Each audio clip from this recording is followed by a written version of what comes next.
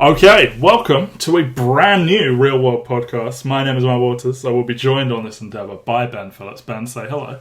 Hi. Hi. So this is called There Will Be Movies. Because there will be movies. Because there will be movies. This is volume 1. What this podcast is 25 of our favourite films that came out in a given decade. So volume 1 is going to be the 2000s, namely the year 2000 to the year 2009. And then sometime next year, I think we're going to do volume 2 of 2010 to 2019.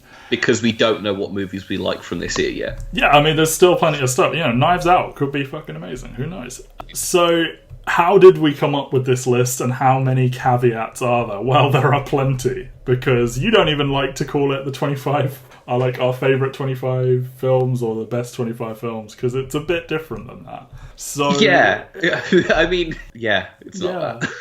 We each made a list of our 20 favourite films released within that window.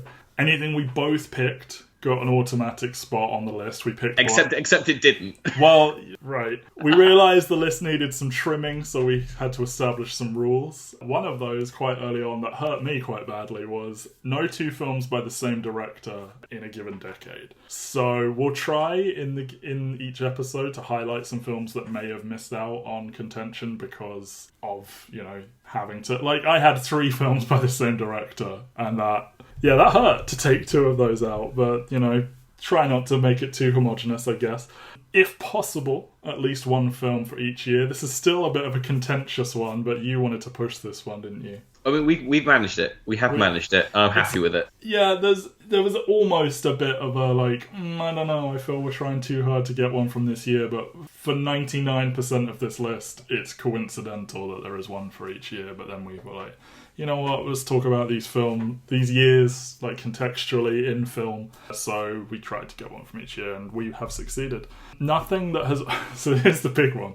We didn't want to cover anything that has already been covered on this website of The Real World, entertherealworld.com. So this eliminated every Batman film, every Blade film, every Marvel film, every Matrix film, every Spider-Man film, every X-Men film, and for this decade in particular, 2000s, Adventureland, which I've called my favourite movie ever, Hellboy, Kiss Kiss Bang Bang, probably my second or third favourite movie ever, Serenity, and most disappointingly of all for Benjamin, the Watchmen movie by Zack Snyder.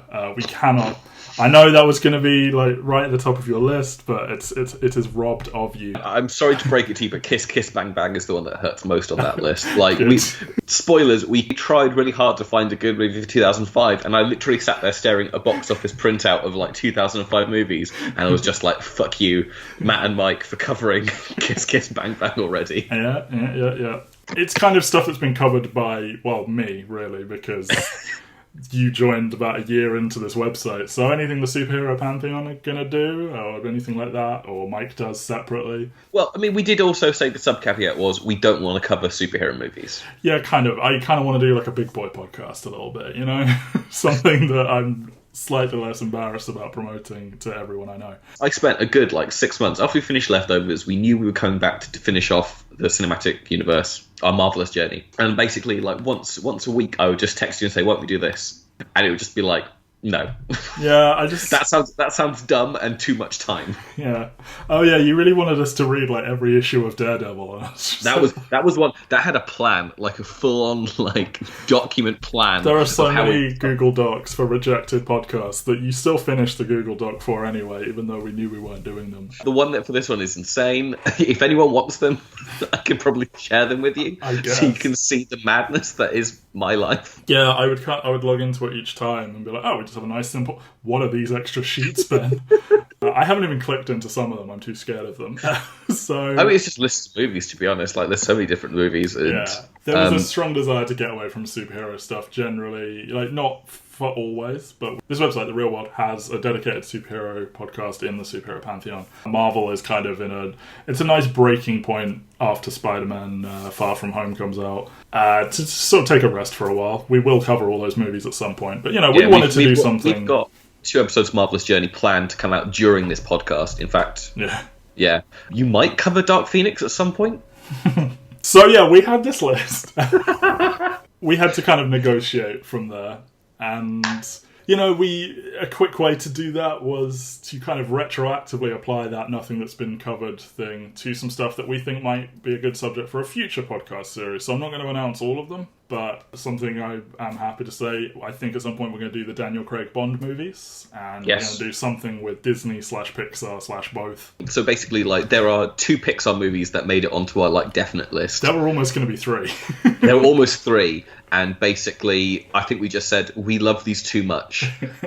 Why don't we... It felt a bit weird to say you can't have 2 films by the same director because of, you don't want to have too much repetition, but then to be like, well, Pixar, they do have different directors, but it's still the same kind of thing. And, like, if Marvel had been eligible, I would only have wanted 1 Marvel movie, probably. Yeah.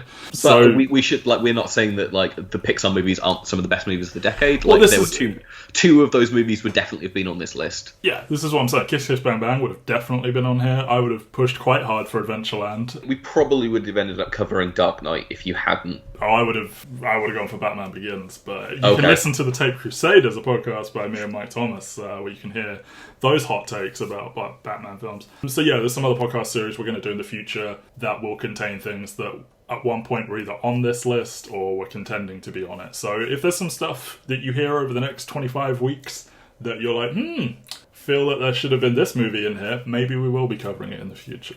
So then we each put forward, it was a bit nebulous, kind of 3 films each that were like, I definitely want this one, that only I picked.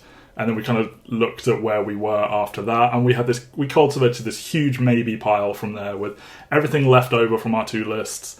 And then we started to bring in anything that's like a big deal because of the director, the writer, the cast, that kind of thing. And we spent a good long time going back and forth on that Google Doc, moving things around until we arrived at this overall list that we're happy with.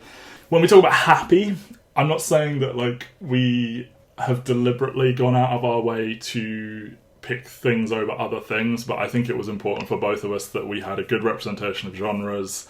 We wanted to make sure we had some foreign films in here, like, I don't know, maybe you want to talk about what you feel happy means. We definitely don't have, like, the best foreign movies of the decade. So, like, if anyone's asking, we're not going to be covering stuff like In the Mood for Love or Crouching Tiger, Hidden Dragon on this list. We do have foreign movies, but I think it's fair to say that in the 2000s, neither of us were both too young and also weren't going to the cinema to see movies with subtitles. Yeah. So a lot of this stuff I would find, like, I think up until about 2007 is like stuff that I picked up post being in cinema, like watching it at home on DVD or like with friends and stuff like that. Yeah. And so then after that it kind of picks into the stuff like where it'll be like, I saw this one in the cinema when I was like 13, 14 years old. Yeah. And the other part is, I do think the big failing that we've got is that we really don't have many female directors. I think we have one in the 25 that we're covering.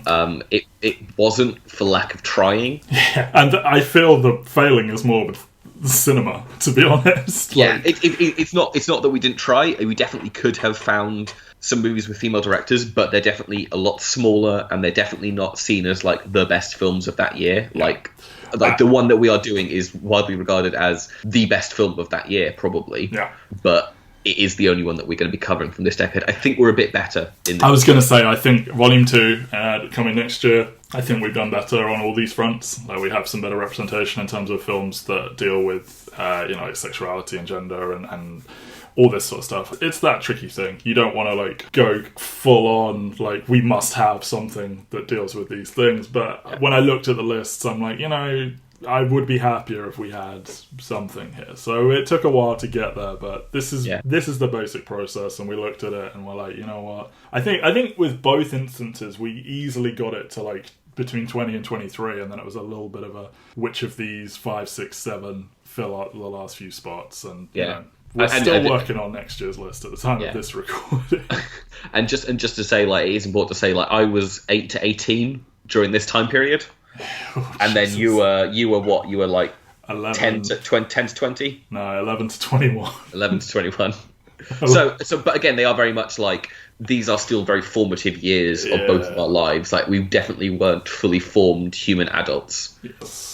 Yeah, who knows what the films are. You will find out, everyone. And how you will find that out is these are going to be presented in chronological order of, is it UK release? It's UK release date, but right. we'll be contextualizing it within the year that it is, like, on IMDb, which tends to be the US release date, but some of them are a bit more nebulous. Fair enough. So yeah, these will not be ranked in any way. It's just, and they will not be alphabetized. It will be starting with our first film from the year 2000 on to 2009 over the next 25 weeks, Saturday nights, starting July 13th and culminating December 28th, if I have those numbers correct, and I'm sure I will be embarrassed to learn I got the dates wrong as soon as we have finished recording. But that, we want to do an episode 0, just kind of give you the rules here rather than trying to explain this in like 2 minutes or less every episode. So this will be here to point to if you want to know how we ended up with this list. But otherwise, just sit back and listen to us talk about some big boy movies, some things for adults. Not too adult. I mean, who knows? We'll see you with our first movie, episode 1 next week. Thank you.